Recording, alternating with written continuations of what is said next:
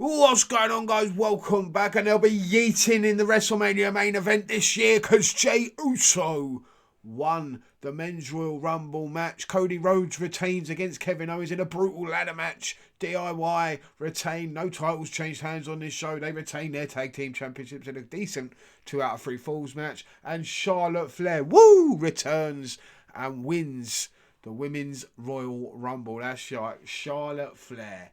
Why? Why Charlotte again? Did she really need to win this? You are lacking in top women as it is. This is a perfect opportunity to make a new star. Well, you had the perfect opportunity to make an impact with a debuting wrestler who could have shocked the world. Jordynne Grace could have been elevated to a superstar. Should have gone out there and won this. But no. On night one, she's just like everybody else on the roster at the same level as everyone else. What a waste. You could have had her versus Tiffy. Instead, we're probably going to get Charlotte versus Rhea Ripley again. We're going to go down that road again. We know how great that was. Promos on that will be stellar, won't they? And then we'll have Nia Jax plodding around at WrestleMania against Tiffy because that makes sense. Everyone wants to see that match, don't they, at WrestleMania? It's going to absolutely suck. The women's matches, the women's title matches this year are going to be fucking dreadful. I'm done with watching Nia Jax. She is awful. And Charlotte Flair on one leg ain't much better. They did prove one thing.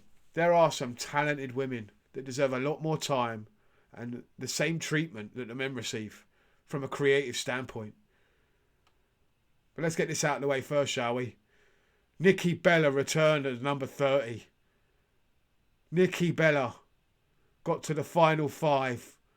What a effing waste for a start. She gets to the final 5. The final 5. Is she returning?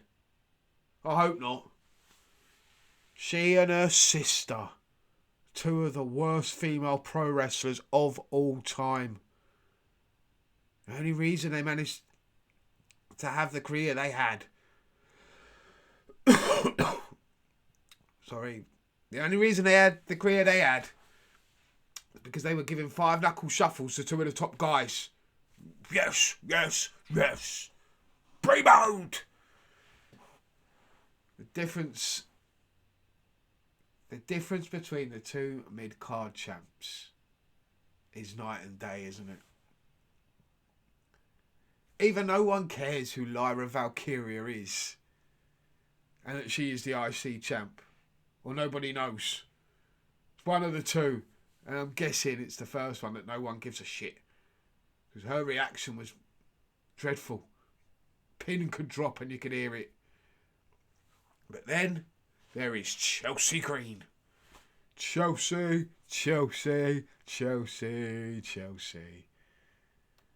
The facial expressions.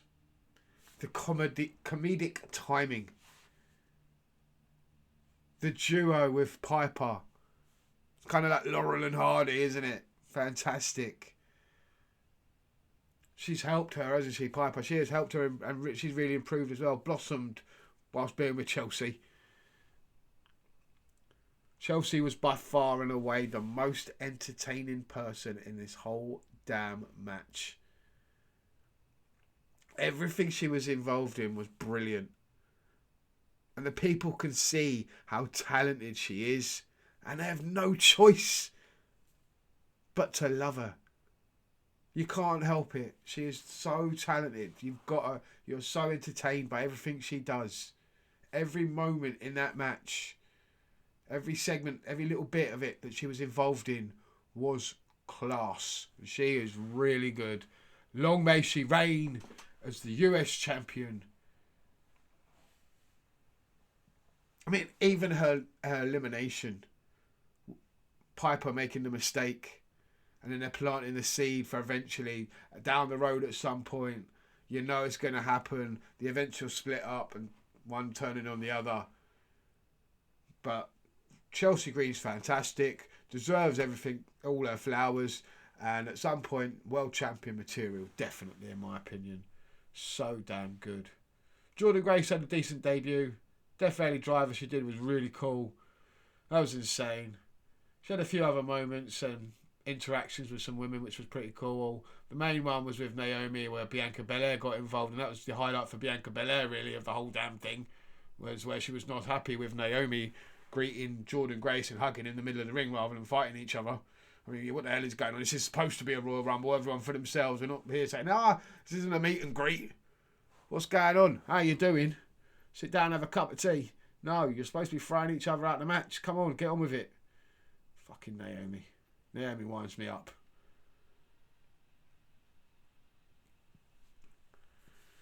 There was some, I want to talk about the NXT girls. They really shone in this match. All of them ready, in my opinion, to take that step up. Definitely. Roxanne Perez, really good. Julia, very good. Stephanie Vacour, very good. Lash Legend, excellent. Jada Parker, more than ready. More than ready to step up. She is there. She was really good. This roster could be really, really stacked if you move those 6 girls up, along with Jordynne Grace. Put her straight in. She don't need to go through NXT. She's more than ready. And Charlotte's returning. Who knows what's going on with Alexa Bliss? That return was amazing. Everyone's saying, she's not coming back. She's not coming back. Maybe she's not coming back full time. But that return was great. Maybe this was just a one-off. We'll see what goes on. But maybe we could see her 1 more, 2 more times throughout the year. That would be pretty cool. Here and there. Let her pick and choose when she wants to wrestle and who she wants to work with. Yeah, it's cool seeing her back though. Trish Stratus returned again. Yeah, I'd like to see Trish Stratus back a few more times. Let her work with pick and choose there as well. Part-time, you know what I mean? That'd be pretty decent. Overall, this was an enjoyable Women's Royal Rumble. It's just a winner. Just a winner.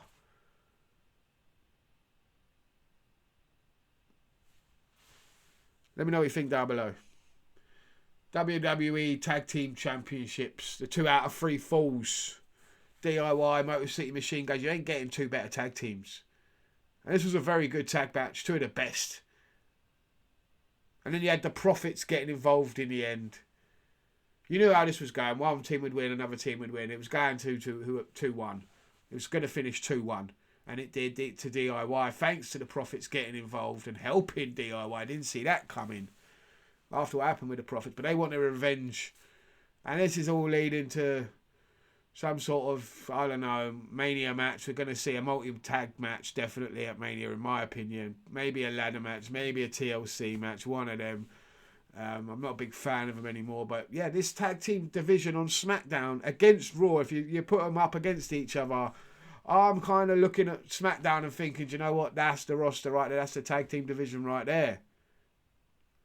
You got DIY. You got the Motor City Machine Guns. You got the Street Profits. You got Los Garza, pretty deadly, man. You got the return of God at some point, man. Or you could have Jacob and Tamatonga team up again and absolutely destroy everybody. There's some decent teams there. Definitely looking forward to see what they do going forward with those teams. Some high-flying teams. I'm assuming TLC or ladder match at Mania. Let me know what you think down below. But yeah, good tag team match. I'm enjoying that they're doing stuff with the tag team division finally. Trying to tell a story there at least. Defending the titles. Titles changing hands. It's nice to see. It's nice to see they're trying to do something with the Street Profits. Over on Raw, they're doing stuff with the changing up the New Day. They look great. I'm liking the War Raiders again. They're looking good. Yeah, there's some decent things going on. Definitely with the tag teams divisions, and I'm enjoying it. Finally in the WWE, they're starting to wake up the tag team divisions. At last. Let's talk about the WWE Championship match. Cody Rhodes defended his title against Kevin Owens. This was a great match. They told a fantastic story. And I do prefer ladder matches when it's 1-on-1. The best ones always are. Let's have it right. The best ones always are Shawn Michaels, Razor Ramon, Jeff Hardy versus The Undertaker. The best ones always are, and this one's right up there with those. There are a few more you could mention, definitely, but I won't. Some of the risks they took were insane in this match, and it seemed like Kevin legit hurt his neck. With the suplex he delivered off the middle rope onto the ladder. Cody landed back first, but Kevin smashed his head off that ladder. That looked like it hurt. And yeah, you could see Kevin in the corner. Said something about his neck. Somehow managed to carry on after multiple people, including Nick Aldis, Sami Zayn, came down to check. This may have been part of the story, but Sami didn't really get that involved in the actual match, so I don't know. They played it very well. If it is part of the story, they did a great job there then. Kevin was bleeding. Great match. Really enjoyed it. It didn't last that much longer. They brawled a little. Got up on the table, the announce table. Owens went for a package pile driver. Cody reversed into an Alabama slam through a ladder that was set up on the ring and the table. And Kevin took another bad bump, and that was it. Cody quickly got in the ring, climbed the ladder, took the title belts down. While people were attending to Kevin. And that was the end of the match. Cody retains. I enjoyed it. Good way to finish the story off. I just hope Kevin Owens is okay. He took an absolute hiding in that match. Absolute hiding. Like, the things he did, the risks he took were insane. So did Cody. So did Cody at times as well. Yeah. Great ladder match. One of the best ladder matches I've seen, to be honest with you. This Royal Rumble overall was really, really good so far. And what's next for both these men? We know Cody's going to Mania, but against who is the main question. Or dog's going mad. As for Kevin, it seems he might do something with Sami. Maybe. That would make sense. Who knows?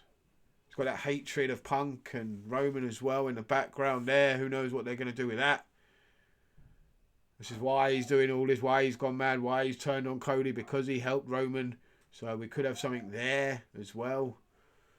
So, yeah. I'm guessing it's sad because Sami got involved. Sami was featured in the match. He didn't really get involved in the match. I'm guessing that's where they're going with Kevin next. The Men's Royal Rumble was won, like I said, like we all know, by Jey Uso. And I can't lie. Like I said, I was shocked. They got me. Never saw it coming. And he is popular with the kids. They love the Yeeting. And he is over. People will say, but, he's trash. But, he's trash in the ring. So Hogan, Rock, Foley, Cena were not Dave 9-star Meltzer wrestlers. But they could connect with the crowd and tell a story. And Jey has that connection with the fans. And his story has been better than most in recent years. Better than last year's at least. He was never meant to be the main event. He was never meant to be a world champion. He and his brother were cast as tag team wrestlers by everybody. Not just the people in charge, all of us. No one ever said he stood a chance. It's thanks to Roman, really, and the Bloodline story that he was able to show how talented he was. And it was him being brave enough to move away from that story and strike out on his own and do his own thing. He came back to the Bloodline story, a much bigger star. You can't argue with that. That is without question. Him winning the Rumble does so much more for him than it does for anyone else. He will go on to Mania and he will finally defeat Gunther. I understand that there are those that are unhappy with their favourites not winning. But who else should have won it? Who needed this more? Punk? He's a mega star already. His story was never him winning the Rumble. His is with Paul Heyman and that favour. What is the favour? I'm pretty sure we're going to find out very soon. Roman and Seth, they have their story. That is that. We saw it in the match. We've seen it since last WrestleMania. The story goes back years now. Years. And it has to be finished. The story has to end between these two. Something has to be done. Finally. Finish the story. So Roman, Seth. We saw what happened after the match. We saw what Seth did with the stomps outside.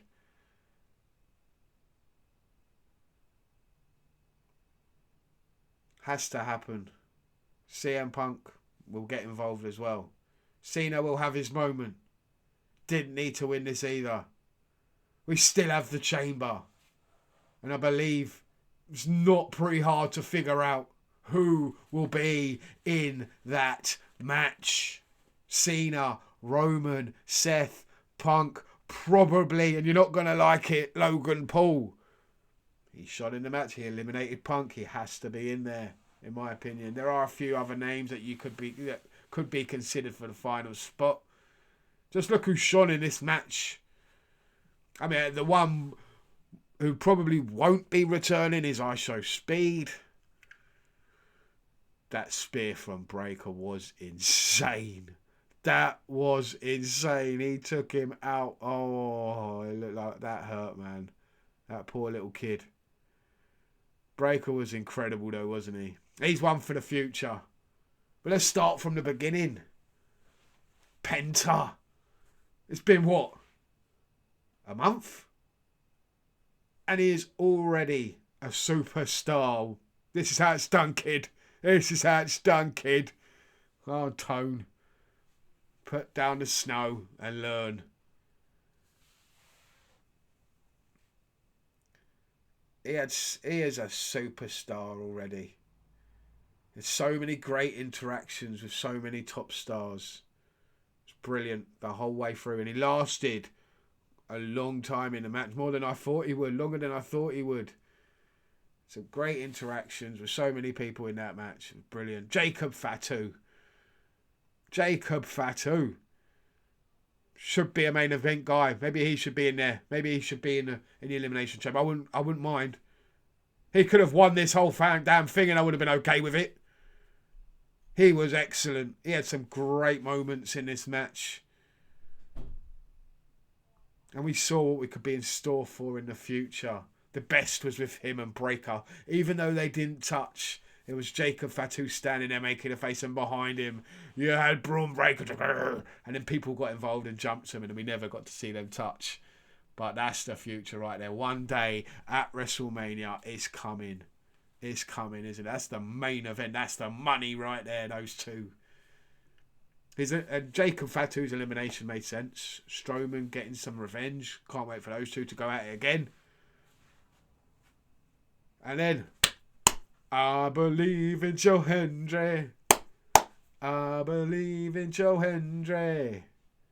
Do you believe? Do you believe? I believed. Because I'd seen this guy back in the day. It's great to see this guy. I watched him back in the day in ICW. It's great to see his dream become a reality. Never the best in the ring.